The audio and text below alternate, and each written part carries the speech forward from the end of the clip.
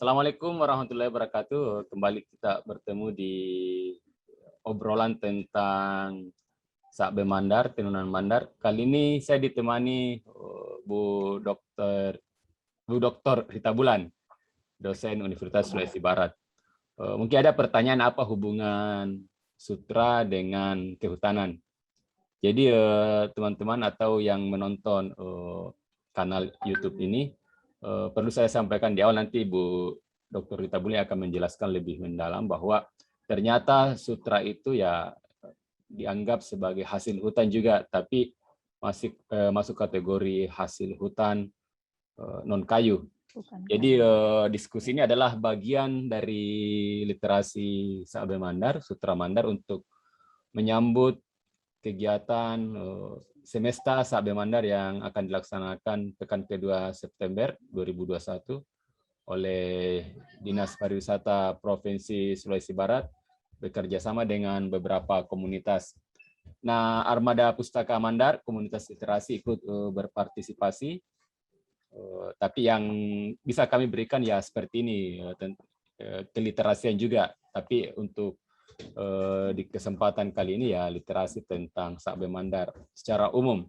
Jadi sebelumnya sudah ada juga diskusi yang masuk seri obrolan ini. Kami menghadirkan Kepala Dinas Pariwisata Provinsi Sulawesi Barat, terus dosen Dahri Dahlan dari aspek sastranya, dan beberapa pembicara lain. Dan nanti setelah ini ada juga diskusi yang tema-tema yang pada dasarnya ada benang merah, yaitu tentang Sutra Mandar. Jadi perlu saya sampaikan juga, Bu Dr. Rita Bulan ini kayak saudara saya. Kami sama-sama sekolah di SMA 1 Tinambung, beda angkatan saja. Saya selesai 97, Bu Dokter 98, satu angkatan dengan istri saya. Dan setelah lama merantau menuntut ilmu di Bogor, terus sempat mengabdi di Gorontalo, akhirnya kembali ke kampung halaman. Begitu Bu Dr. Rita Bulan. Jadi ini sebagai awal ya, bisa dijelaskan tentang ini, kenapa sutra itu ya, sutra itu kan ya kecil pohonnya ya kalau kaitannya dengan murbe, terus dia ulat, kok dianggap sebagai bagian dari hutan? Silakan Bu Dokter. Ya baik. Bismillahirrahmanirrahim. Assalamualaikum warahmatullahi wabarakatuh. Salam. Dan selamat malam Kak Ridwan dan mungkin semuanya ya. Salam sehat. Yang pertama saya mengucapkan terima kasih karena juga dilibatkan dalam kegiatan ini. Dan apapun yang terkait dengan sutra, saya selalu mengapresiasi karena itu adalah bagian dari kekayaan yang kita punya, terutama untuk Sulawesi Barat dan terutama yang Mandar ya, yang terkenal dengan Lipak Sakbe Mandarnya. Kenapa kemudian sutra ini menjadi bagian dari hasil hutan bukan kayu? Kalau kita berangkat dari pengertian hasil hutan bukan kayu sendiri, itu adalah segala hasil hutan hayati, baik nabati maupun hewani yang berasal dari hutan. Kemudian produknya juga produk turunan dari itu juga masih masuk dalam hasil hutan bukan kayu, dan selama itu tidak bersifat yang diambil dari kayu ya itu non kayu. Jadi ada yang biasa menyebut hasil hutan bukan kayu, ada juga yang menyebut hasil hutan non kayu, HNK atau HHBK. Nah, kayak di Kementerian Kehutanan itu sendiri, di Litbang yang ada di Bogor itu ada puslitnya sendiri seperti itu. Jadi ada yang memang teman-teman, saya kenal beberapa peneliti yang memang keahliannya itu di bidang pesutraan alam, itu ada di Kementerian Kehutanan. Nah, kenapa kemudian ini menjadi bagian dari hutan? Karena kita tahu bahwa umumnya budidayanya itu dilakukan di sekitar kawasan hutan. Jadi biasanya kita tahunya di daerah pegunungan yang cukup ya mungkin dari si iklim cenderung dingin, itu. Kemudian yang jelas kondusif untuk perkembangbiakan murbenya sebagai pakannya, seperti itu, pakan ininya, sutranya, ulat sutranya. Jadi kemudian apakah kita tidak bicara status hutannya hutan negara atau hutan rakyat atau hutan di luar kawasan hutan negara, tidak, kita tidak bicara itu, bahwa selama sutra ini dihasilkan dari ekosistem hutan, maka disebut dia hasil hutan bukan kayu. Meskipun hanya definisi HHBK itu beberapa referensi itu agak ada perbedaan, tapi mungkin membahas sampai sejauh itu juga mungkin kita tidak akan sampai ke sana. Yang jelas pemahaman kita bahwa budidayanya itu cenderung biasanya hanya ada di daerah pegunungan, kemudian dekat dengan hutan, dan ya sama dengan di kita mungkin yang kayak daerah Palis begitu, itu kan agak daerah ketinggian dan cenderung sudah dekat dengan kawasan hutan, seperti itu. Meskipun mungkin bukan hutan negara ya, yang jelas dia hutan milik masyarakat ataupun apa gitu.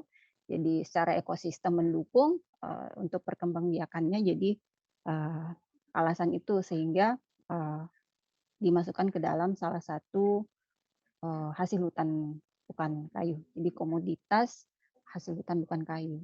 Nah, kalau saya tambahkan sedikit, kayak lipak sabenya itu sudah turunannya ya. Mau lipak sabe dijadikan apa, itu sudah produk turunannya, seperti itu. Seperti Ya, itu dari ah, saya. terus ini saya belum tahu ya, meskipun masih tergolong baru nih Universitas Sulawesi Barat, atau mungkin Bu Dokter pernah dengar atau membaca hasil-hasil penelitian tentang yang berkaitan dengan sutra. Apakah kita di Sulawesi ini, baik Sulawesi Selatan maupun Sulawesi Barat, atau bisa juga di Bogor, apa ya, cocok atau layak untuk mengembangbiakan sutra? Karena ini kan saya ada apa ya, menulis naskah, dan terima kasih buat Bu Dr. Rita Bula yang membantu mengedit, memeriksa yang kronik Sutra Mandar. Iya. Jadi kan kita ada tradisi atau sudah pernah memelihara sutra di ulat sutra ya, kokon di Mandar ini, Palis dan sekitarnya. Terus belakangan berhenti. Setahu saya itu ya mungkin tahun 80-an ya, 90-an lah terakhir itu untuk banyak. Tapi ya 1-2 masih ada di yang saya dapatkan di Palis sama di Tandas Surah. Apakah iklim kita itu memang layak atau tidak terlaluan dibanding misalnya di Sengkang atau di Wajo yang kalau tidak salah, bukan tidak salah, memang ada semacam apa istilahnya itu ya, untuk menghasilkan bibit yang kemudian dijual kepada petani atau pembudidaya. Iya. Kalau secara untuk riset untuk Sulawesi Barat, saya sampai saat ini memang belum punya data, karena kemarin ini saya jalan 3 tahun kembali ke Sulawesi Barat. Saya kemarin risetnya mencoba-coba mencari tahu dari sisi ekonominya, belum sampai masuk ke dalam kawasan. Atau kalau di sekarang kan yang pengolahan hutan itu kan sudah dipisah-pisah di bawah kewenangannya provinsi, ada KPHL, ada KPHP, dan persutraan alam ini biasanya kita sebutnya persutraan alam, itu masuk sebagai salah satu bisa dijadikan produk unggulan ya pada untuk kegiatan-kegiatan perhutanan sosial. Jadi selain bah madu, ada pilihannya juga untuk persutraan alam. Jadi budidaya itu ada. Hanya betul bahwa apakah kemungkinan untuk melakukan budidaya di Sulawesi Barat, budidaya ulat sutra ini bisa? Menurut saya bisa, karena kita punya bentang alam yang cukup luas ya, juga mulai dari dataran tinggi sampai yang ini ya, saya pikir ada. Hanya memang dan hanya memang kalau untuk secara ilmiah saya belum bisa menjelaskan, karena kami juga ini juga mungkin sekalian menyampaikan bahwa kami di Kehutanan di Sulawesi Barat itu ada mata kuliah khusus untuk ini. Jadi ada mata kuliah lebah madu dan ulat sutra, persutraan alam. Oh, ada mata kuliah itu? Ada. Jadi itu mata kuliah turunan HHBK. Jadi mata kuliahnya harus dikontrak oleh mahasiswa HHBK-nya. Jadi mereka setelah lulus itu baru boleh mengambil pilihan mata kuliah ulat sutra, persutraan alam ini. budidaya ulat sutra dan lebah madu gitu. Berarti Jadi di kita sudah Unsulbar ada diajarkan. diajarkan. Diajarkan. Malah sebenarnya, kebetulan yang ngajar HHBK itu saya, kemudian Hmm. sebenarnya ada ahlinya satu lagi, itu kebetulan beliau juga ahli lebah madu dan itu sudah ada spot-spotnya. Memang kita untuk Sulawesi Barat, riset-risetnya baru kita mau arahkan ke situ untuk budidaya ulat sutra. Sebenarnya kemarin sudah ada mahasiswa Ya, kita yang melakukan ini, hanya mungkin, karena kemarin pada saat pandemi baru mau jalan penelitiannya, kemudian dihantam pandemi dan belum bisa menyelesaikan dengan kondisi pada saat itu. Jadi ada beberapa unsur-unsur pendukung itu belum belum menurut kami belum meyakinkan untuk kita ekspos keluar, sehingga ke depan akan kan kita sudah menyesuaikan nih. Jadi ya, kita akan mencari spot-spot kemungkinan budidaya ulat sutra untuk di Sulawesi Barat itu di mana saja bisa, seperti itu. Dan terbuka juga karena kita punya link ke ahli sutranya sendiri yang ada hmm, di Bogor begitu. Kebetulan karena mungkin link ini juga ya, kebetulan secara institusi iya, ya, kemudian kemarin juga teman begitu, jadi tempat teman waktu sekolah seperti itu. ya. Jadi sekedar informasi juga Bu Dr. Rita Bulan ini S2 dan S3-nya di IPB, Institut Pertanian Bogor. Iya, memang ini menarik karena kalau kita lihat secara apa ya kuantitas itu kan ada beberapa hektar. Nah, itu meskipun itu terbagi di beberapa titik kebun murbei di paling tidak di ini Tamangale itu saya masih dapat dan belakangan saya lihat sudah berganti dengan kebun jagung di Tamangale. Ya, Itu yang tidak terlalu luas ya tapi ya kurang lebih 1 sampai 2 hektar itu murbei semua di situ. ya, Jadi terus ini juga apa ya dan saya pernah tanya ke para petani ini salah satu masalah yang mereka alami kalau membudidayakan murbei itu gara-gara pohon coklat. Itu kan pohon coklat oh iya, pakai apa ya semacam saya tidak tahu apakah insektisida atau bahan kimia untuk misalnya jamur atau apa itu ternyata iya, mempengaruhi murbei. Murbeinya sih mungkin sehat tapi ketika murbei itu dimakan oleh ulat itu bisa ulatnya menjadi kurang apa ya tidak produktif atau malah tidak mati. perlu, ya, Itu yang hal-hal menarik seperti itu. Jadi mudah-mudahan ke depan ada mahasiswanya yang insya ambil Allah, riset tentang itu. ya, Jadi ada mudah-mudahan, beberapa. Karena kan sayang ini Bu Dokter kita terkenal sebagai apa ya meskipun dulu ya hampir semua itu mayoritas sutra alam terus belakangan ini sintetis tapi ya sayang kalau tidak ada lestarikan meskipun ya, iya riset-riset tentang itu dan adalah sekian hektar jejak pembudidayaan sutra di Sulawesi Barat. Dan alhamdulillah ya masih ada yang di Renggiang. Terus ini menyimpang sedikit. Kalau tidak salah kan tahun lalu ya atau 2 tahun lalu Bu Dokter ini membantu adiknya Pak Abi oh ya iya, yang ada iya, pameran instalasi terus sibuk-sibuk saya lihat postingannya ini iya, menyiapkan roweng dan sebagainya drawing, iya, dikirim. Bisa iya, nggak iya, cerita sedikit sekilas tentang itu terus ini kan pakai nggak salah tenunan juga ya iya. dan mungkin ada pengalaman masa kecil atau belakangan ini misalnya ibu kedua orang tua mengoleksi sarung sutra dan mungkin kapan mulai ini ya apa ya mulai ada memori tentang lipas deh Iya. bahwa itu sesuatu yang patut kita lestarikan. Oh iya. Eh, ada cerita menarik sebenarnya di keluarga saya. Nggak Ya. apa-apa ini saya cerita karena tadi menyinggung tentang roweng dan saya tahu bahwa almarhum bapak saya yang pada saat itu dikontak sama Abi Hah? untuk menyiapkan roweng. Saya sendiri sebenarnya tidak tahu, cuman pas waktu itu saya ke Sabang Subik ke rumahnya bapak, pas beliau cerita bahwa saya mau kirim ini nanti malam. Ya sudah saya bilang, ya sudah sayang ini, pokoknya saya mana yang mau dikirim nanti saya yang ini Iya. kontak mobil apa gitu untuk kirim semuanya. Dan bapak sudah mengemas. Saya telepon Abi itu untuk apa? Saya penasaran. Terus saya kan tidak tahu roweng itu apa, roweng itu yang mana. Akhirnya kan ternyata ada satu lagi. Jadi roweng yang dikirim itu adalah bukan roweng yang ukuran yang kecilnya.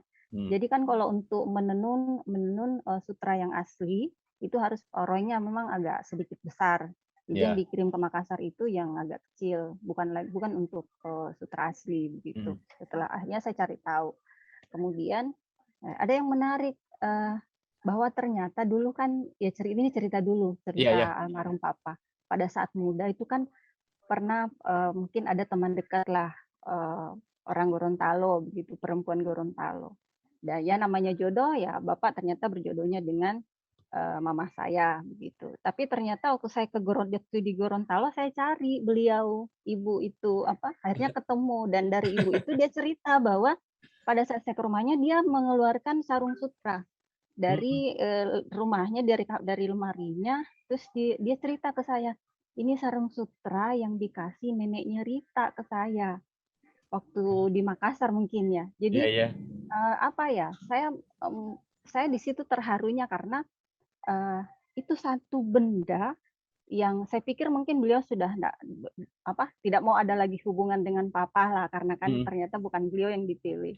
Tapi ternyata beliau menyimpan itu dan menyampaikan ke saya bahwa ini sarung sutra yang diberikan neneknya Rita ke saya sebagai kenang-kenangan mungkin. Dan itu dia simpan terus.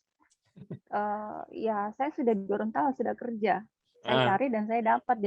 Jadi saya kemarin ini baru malam ini saya ingat karena Kak Ridwan tanya tentang itu sehingga Bapak. Jadi saya ingat karena sebelumnya saya baca Kronik Sutra itu juga kan ada kisah yang di Padang itu. Jadi memang jadi saya malah jadi melihat sakbe itu menjadi seperti benda pengasih begitu. Jadi sesuatu yang untuk menunjukkan bahwa kasih sayang kita ke orang lain tuh ya dengan sarung sutra itu begitu. Ya saya baru malam ini ingat bahwa saya pernah diperlihatkan itu. Jadi kemudian untuk yang roeng terkait dengan ini saya penasaran ke Abi. Kenapa sih, maksudnya apa sih yang ditampilkan di situ? Jadi ternyata ketika mendengar suara roeng itu dulu diputar. Ya yang dia ingat itu ditambah dengan deburan ombak. Jadi dia seolah-olah ya kan kita kalau masa kecil kita itu kan kayaknya masih belum ada beban begitu, memutar memori itu kan sepertinya sesuatu yang amazing begitu. Jadi sulit untuk kita dapatkan masa-masa itu, tapi dengan pendekatan suara roeng, deburan ombak yang seperti itu. Dan saya sendiri sebagai mungkin saudaranya, saya tidak menyangka bahwa oh iya adik saya punya memori seperti itu. Kalau saya sendiri untuk memorinya, saya ingat dulu waktu masih awal-awal sering datang ke Sabang Sudik ya mungkin sekitar tahun 2004. Jadi saya ingat di rumah ibu itu di bawah.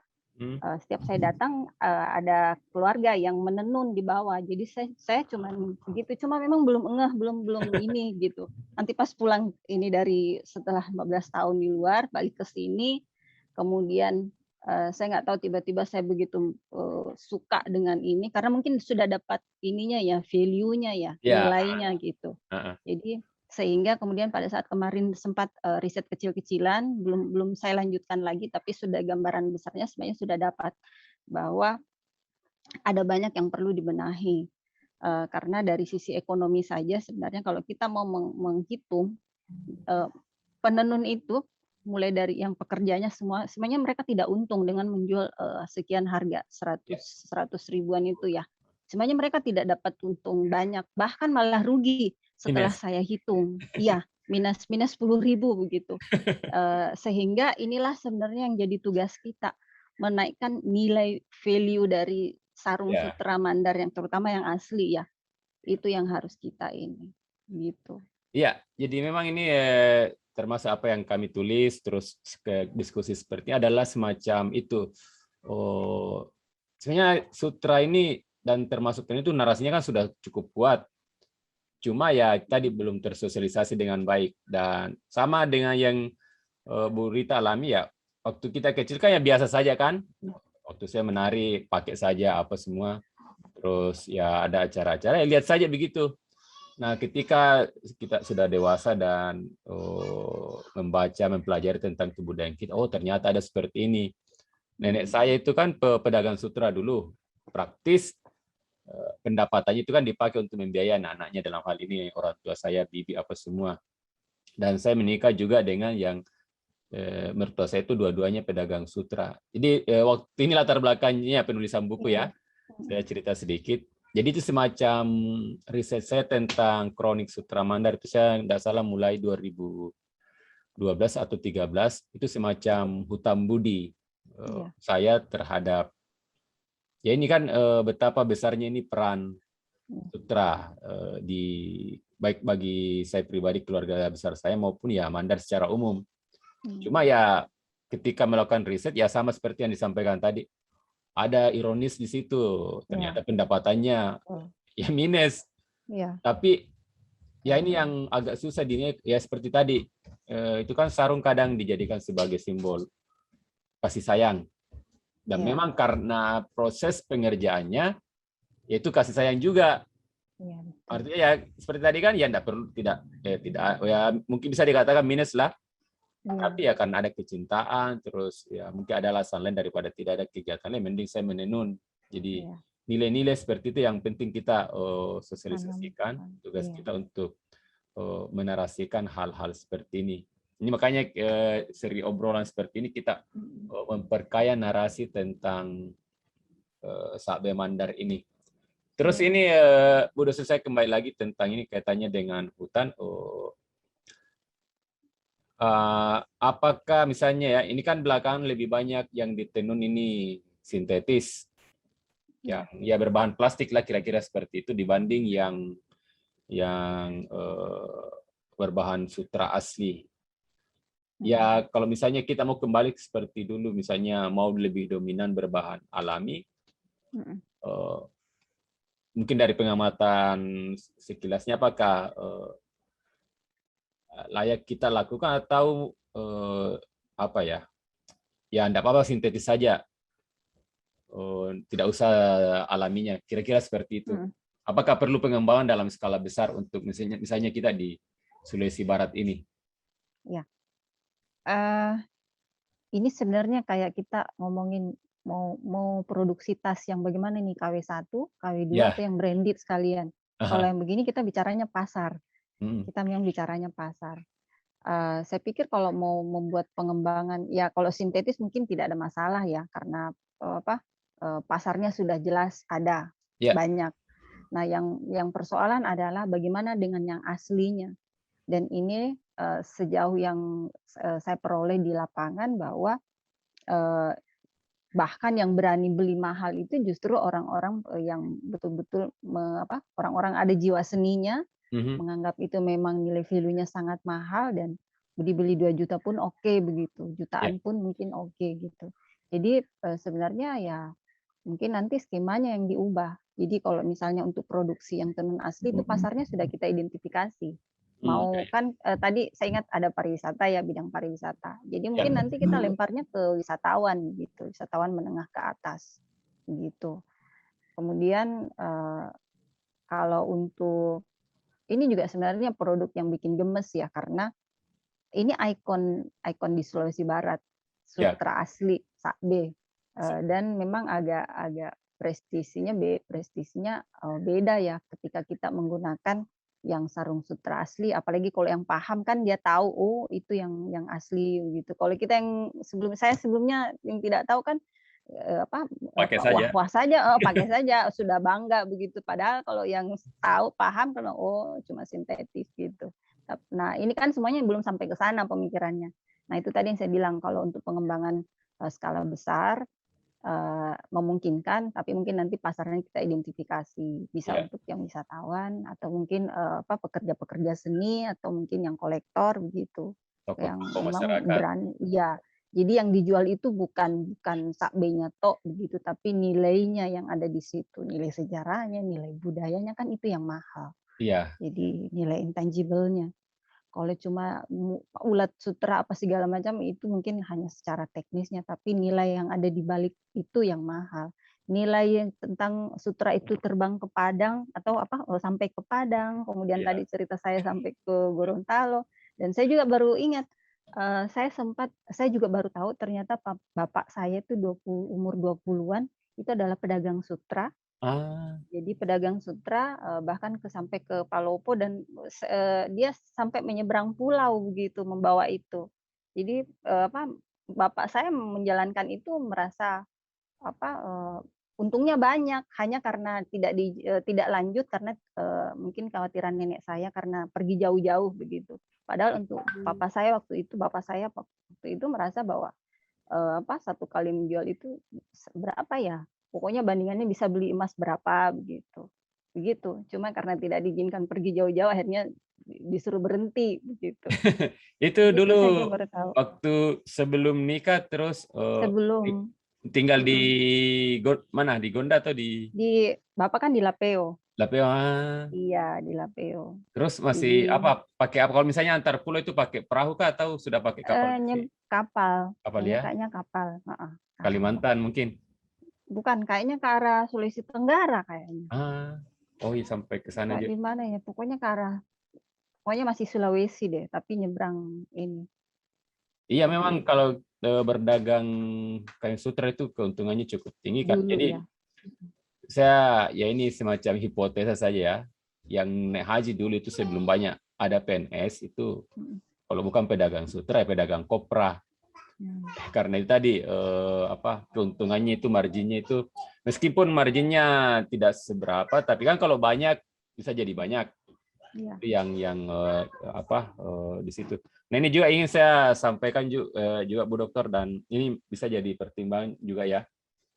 Ini kan salah satu nanti di acara ada peluncuran Surat Marasa. Iya. Jadi Surat Marasa ini itu akan dibuatkan semacam instruksi oleh Pak Gubernur. Motif itu harus dikenakan oleh ASN di lingkungan Provinsi Sulawesi Barat. Itu tidak salah, kalau tidak salah 4.000 sampai 5.000. Tapi syaratnya itu motif harus ditenun oleh para pengrajin penenun mandar.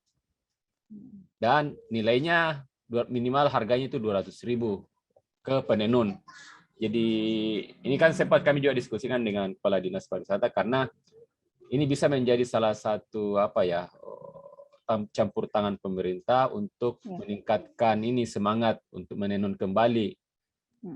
Ya meskipun belum bisa tapi ya minimal jauh lah sampai 100% dibanding apa yang didapatkan sebelumnya dan kalau memang betul itu bisa dibuat tenunan selama sebanyak 4.000 itu kan saya membayangkan itu akan yang tadinya banyak menggantung parewa dayangnya ya dipakai kembali karena mengerjakan proses-proses seperti itu. Jadi dan ini kan kalau tidak salah Bu Rita juga menyampaikan bahwa kalau kepariwisataan tidak memberi efek dampak ekonomi ke masyarakatnya itu kan kayak omong kosong ya, kira-kira seperti itu.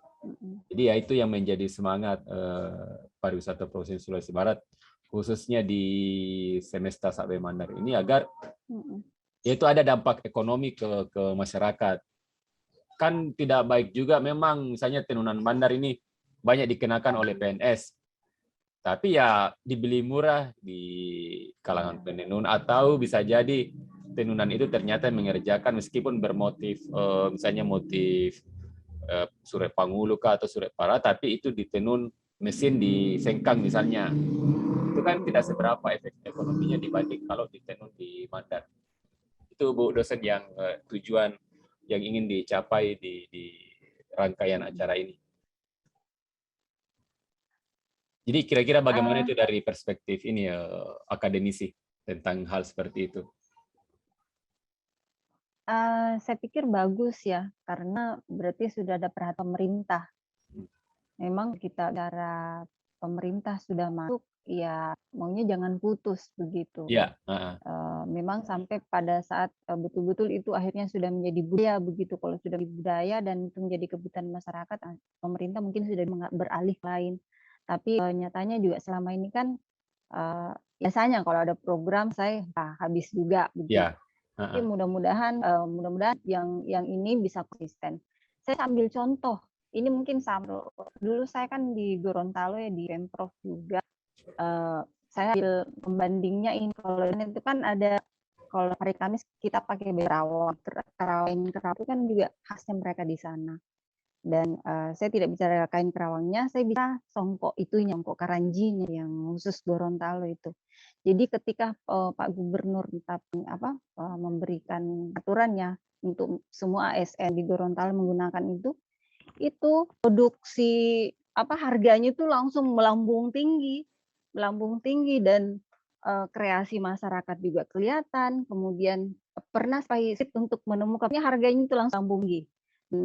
Akhirnya ya yang itulah yang kita harapkan. Jadi ada dampak langsung ke para pengrajinnya. Jadi kalau misalnya itu kita kayak yang di Sulbar juga mau melakukan untuk lipat saya pikir ya itu yang sangat menurut saya sangat bagus begitu. Perlu kita support karena ada dampak langsungnya yang bisa para pengrajin rasakan gitu.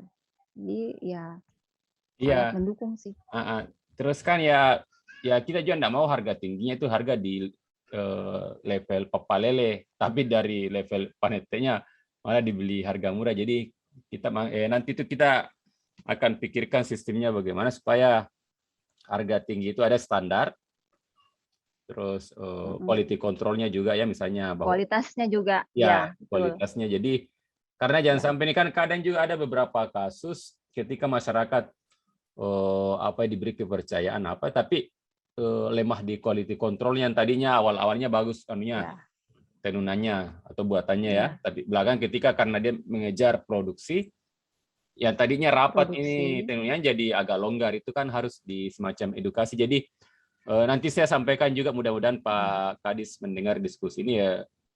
Saya kira ini bisa dimasuki nanti oleh pihak perguruan tinggi, misalnya nanti risetnya kah atau ada semacam KKN. Di instrumennya harus jelas Ya, begitu. jadi Jadi misalnya nanti juga ada ahlinya yang akan ya betul. jadi siapa tahu misalnya ada KKN dari Unsur Bar yang ditempatkan misalnya di sentra-sentra penenunan apakah di Karama dan sekitarnya yang ada MOU dengan pariwisata dengan pihak desa bahwa ya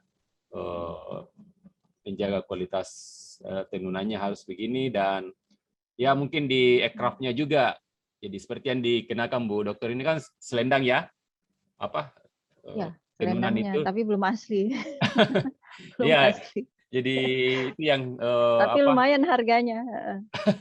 jadi harapan-harapan seperti itu yang kita sebagai ini ya pihak-pihak pemerhati, akademisi dan teman-teman Ya. seniman ya itu tadi ada yang kalau festival cuma sebatas ruak-ruak ramai-ramai saja tanpa ada tindak lanjut itu agak bagaimana ya. Makanya kami sangat mendukung program ini karena ada proses tawar-menawar begitu, bahwa ya kami diberi kesempatan atau peluang untuk mensosialisasikan hal-hal seperti ini, dan ada semacam garansi program itu ya diterapkan nanti. Jadi itu yang di Kepala Dinas Pariwisata dalam hal ini Pak Farid ya mengajak teman-teman karena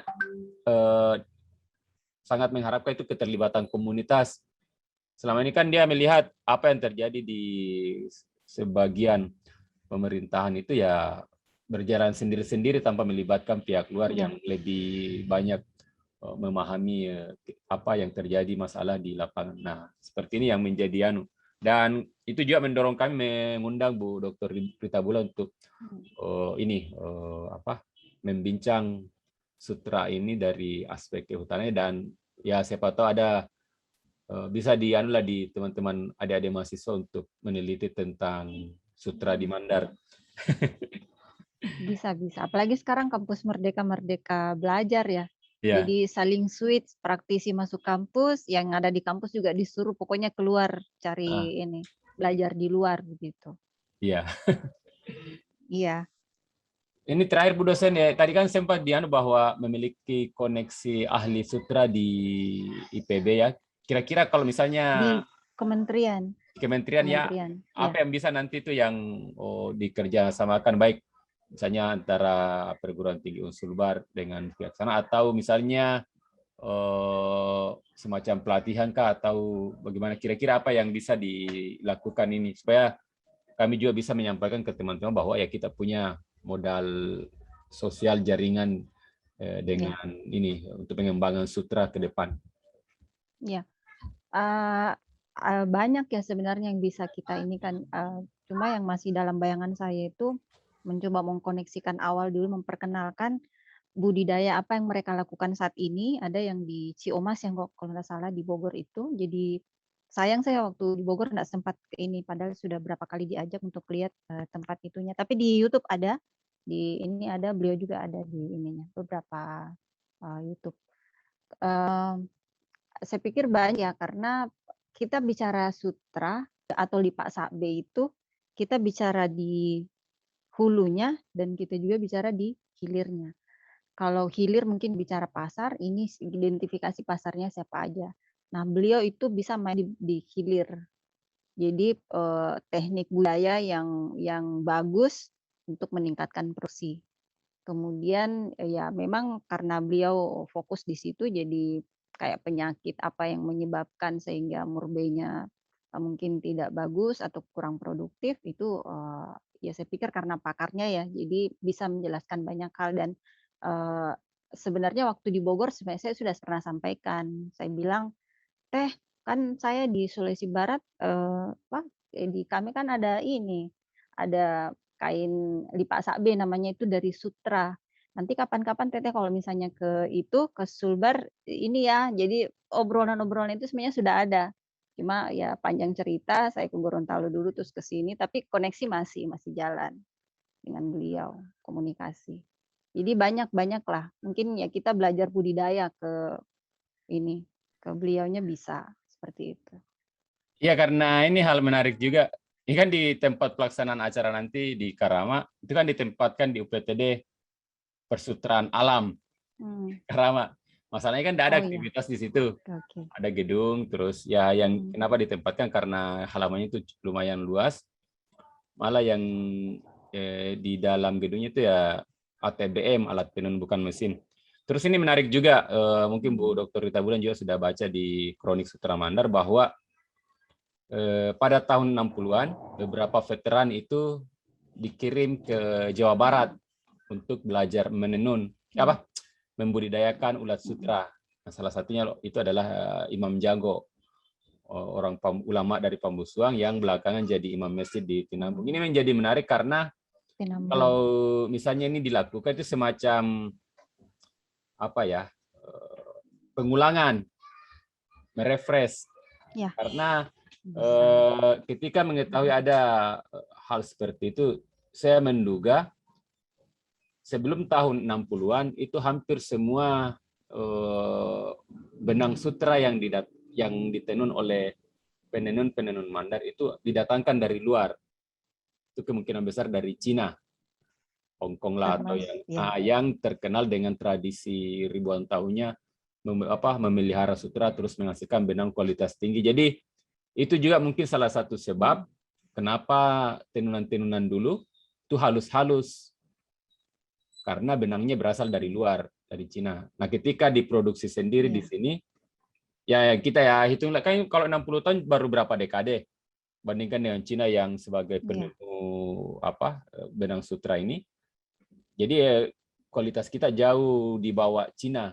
Nah, itu terlihat jelas dari karena pernah saya membeli telur di Sengkang, bawa ke pembudidaya di Palis, ditenun, menghasilkan beberapa sarung, saya ambil. Saya bandingkan itu agak kualitasnya jauh berbeda. Itu agak kasar ya mungkin karena ya saya menduga itu tadi kualitas benangnya. Jadi kalau ada semacam merefresh keterampilan oleh generasi yang berbeda, tapi proses yang sama itu kan luar biasa. Dan ini juga yang menjadi semacam Bu Dokter, yang narasinya bahwa yang kan kita beli ini bukan cuma tenunan ya, tapi apa yang terjadi di belakangnya. Ya, jadi ya ini saya agak bukan meragukan, bukan juga mempertanyakan ya, kan ada istilah lipa sakben atau mandar. Ini lipa sakben atau mandar, kita mau lihat apakah benangnya dari Mandar, terus ditenun di Mandar, atau benangnya dari luar, ditenun di Mandar, itu kan harus jelas di sini. Nah, kalau ada banyak produksi benang di Mandar, itu kan lebih kuat narasinya, meskipun dari segi kualitas ya berbeda dengan yang dulu. Itu yang istilahnya suku. Jadi maksudnya betul-betul dia jadi bahan bakunya dari sini, kemudian prosesnya dari sini, ya kemudian kita ini. Jadi Iya. saya pikir yang ideal seperti itu. Jadi mungkin Idealnya seperti itu. bisa kita lakukan nanti Bu dosen kerjasama perguruan tinggi lah ya. Ya enggak usahlah skala kayak di Sengkang ya. Ya mungkin yang bukan skala rumah tangga juga, tapi ya bisa lah asal ada dihasilkan apa namanya kualitas benang yang sedikit lebih baik lah dibanding yang Iya, kalau misalnya mengandalkan yang di Renggiang itu yang ada sekarang. iya. Ada tambahan sedikit, Kak. Ya, silakan. Jadi kebetulan yang namanya Teh Lincah ya, yang pakar sutra itu. Jadi waktu saya di Gorontalo, beliau itu masih sempat saya ketemu dengan beliau. Kebetulan diminta karena sebagai ini ya tim pengembang sutra di Gorontalo di KPH 6 waktu itu. Jadi saya taunya karena ya memang sering ngobrol dan kebetulan waktu itu saya di dinas ya, jadi di bawah ini jadi KPH 6 dan mereka sudah berhasil sehingga ada produknya mereka itu sudah pengembangannya. Tadinya kan ada kain mereka itu hanya kain kerawang. Nah, setelah ada ini setelah mereka berhasil budidaya sutra, jadinya kerawang sutra dan itu harganya lebih mahal lagi. Nah, artinya bahwa kan kalau Gorontalo kan sebenarnya enggak terlalu yang lebih kuat di mereka itu adalah kerawangnya. Kemudian belakangan masuk yang sutra itu. Jadi kemudian ada istilah kain kerawang sutra begitu. Nah, kalau kita kan memang sudah sutra begitu. Jadi cuma memang masalahnya budidayanya ini bagian hilirnya ini gitu. Cuman masalahnya di situ hilirnya. Jadi saya pikir ya itu PR buat kita. Iya. Iya. Jadi ya memang sangat penting ini menjadi pekerjaan rumah buat banyak stakeholder, akademisi, peneliti, terus teman-teman seniman budayawan untuk sama-sama ini menguatkan narasi. Ya bukan cuma buat narasi, tapi itu narasi itu menjadi modal penting untuk setidaknya itu ya meningkatkan taraf hidup para penenun. Itu kan tentu berefek masyarakat secara umum dan kebudayaan kita. Jadi jangan sampai itu ya cuma menjadi cerita Lipas Saben atau Mandar atau Lipas Saben atau Karama, padahal mana panetenya kok enggak ada. Kalau misalnya ada turis ke Karama, enggak ada panetenya. Ada panete tapi ya sintetis. Itu agak ironi ya. Ini ada tambahan sedikit Kak Iwan. Ya, bisa. Kalau ada budidaya sutra yang berhasil di Sulawesi Barat, ini kan kita kaitkan kembali dengan HHBK.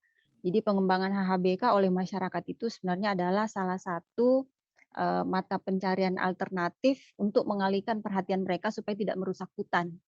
Jadi itu juga dijadikan skema. Jadi kalau pengembangan HHBK yang berhasil itu biasanya dijadikan salah satu alternatif untuk mengalihkan mereka supaya tidak lagi masuk ke dalam hutan. Maksudnya ngapain masuk ke dalam hutan kalau misalnya pendapatan mereka sudah bagus dengan HHBK itu.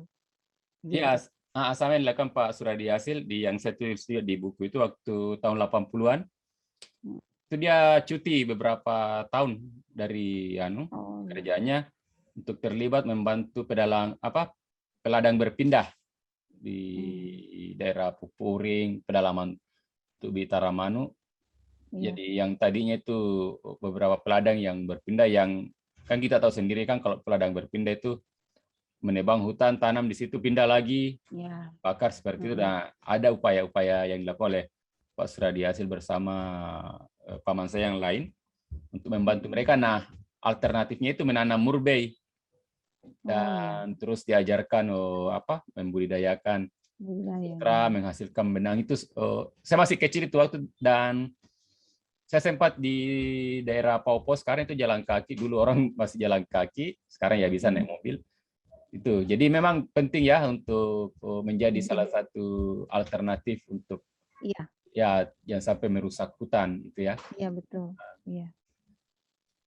Masih ada Bu dosen yang mau disampaikan? Banyak sekali tapi waktu yang membatasi. Oke. Ya. Saya pikir itu saja dari saya. Ya, demikian obrolan saya dengan Bu Dr. Rita Bulan, dosen kehutanan di Universitas Sulawesi Barat, perihal sumber daya sutra ini, ulat sutra dan makanannya murbei sebagai salah satu komponen di hasil hutan bukan kayu. Nah, ternyata ada manfaatnya juga selain yang ekonomi yang kita singgung di awal, bisa juga sebagai alternatif bagi para petani yang tinggal di sekitar hutan untuk tidak merusak lingkungan lewat memelihara murbei dan ulatnya. Dan ini juga apa yang kami obrolkan, mudah-mudahan bisa menjadi hasanah pengetahuan tentang narasi besar Sutra Mandar di tempat kita, di tanah kelahiran kita ini. Dan bagi teman-teman generasi muda, seangkatan dengan saya, adik-adik, ini bisa menjadi informasi tentang apa ya, memperkaya wawasan kita tentang apa yang biasa kita kenakan. Ini Bu dosen, bisa dikatakan sejak apa yang mau diciptakan, lahir atau siklus hidup orang Mandar itu tidak lepas dari sutra. Ya, hitunglah waktu menikah sudah pakai sutra kedua orang tuanya. Terus ketika lahir dipakaikan lagi, di akekah dipakaikan lagi, di khitan, atau semacam dipakaikan lagi. Terus meninggal dunia itu juga dipakaikan. Jadi itu harus kita narasi tentang peran kain sutra ini sangat besar dalam kehidupan kita, dan kita jangan tinggal diam menyaksikan proses kepunahannya. Ya, bisa dikatakan akan menuju ke situ kalau kita tidak berkolaborasi untuk bersama-sama melestarikan. Terima kasih Bu Dokter atas apa yang disampaikan. Saya mohon maaf kalau ada yang kurang berkenan. Terima kasih buat teman-teman yang menyaksikan siaran ini, dan insya Allah masih ada edisi berikutnya yang masih menjadi rangkaian dari obrolan tentang Sutra Mandar, persembahan dari Armada Pustaka Mandar dan Dinas Pariwisata Provinsi Sulawesi Barat. Terima kasih. Assalamualaikum warahmatullahi wabarakatuh. Terima kasih Bu Dokter. Assalamualaikum warahmatullahi wabarakatuh. Terima kasih Kak. Terima kasih semuanya. Foto bersama dulu.